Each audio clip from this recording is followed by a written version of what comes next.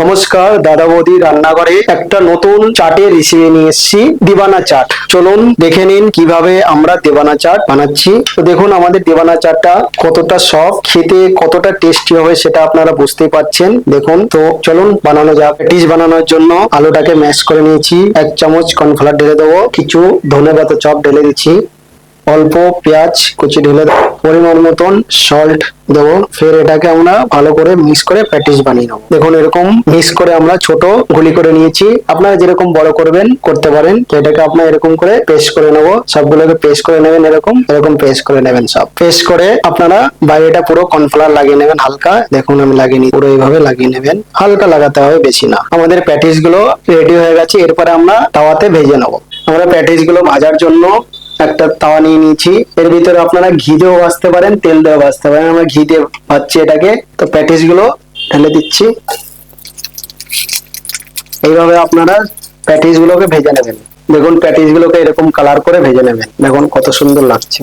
দেখুন দিবানা চাট বানানোর জন্য প্রথমে আমরা পাপড়ি প্লেটে ঢেলে দিচ্ছি, প্যাটিস গুলো ঢেলে দেবো। এরপরে আমরা দইটাকে হালকা চিনি দিয়ে মিক্স করে নিয়েছি, দইটা ঢেলে দিচ্ছি। আমরা লাল চাটনি ঢেলে দেবো। লাল চাটনি বানানোর রেসিপি আমাদের আগের ভিডিওতে আছে, আপনারা দেখে নেবেন। এরপরে আমরা গ্রিন চাটনি ঢেলে দিচ্ছি।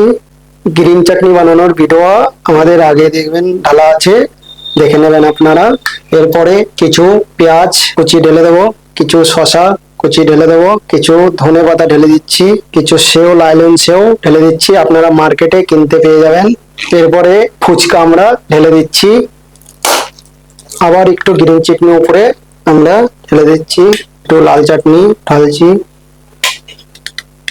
কিছু আনার আমরা গার্নিশিং এর জন্য ঢেলে দিচ্ছি, উপরে অল্প করে সেও আরো ঢেলে দিচ্ছি, কিছু ডাল ভাজা ঢেলে দিচ্ছি, আবার কটা পেঁয়াজ আমরা ঢেলে দেবো, উপরে চাট মশলা দিয়ে দিচ্ছি।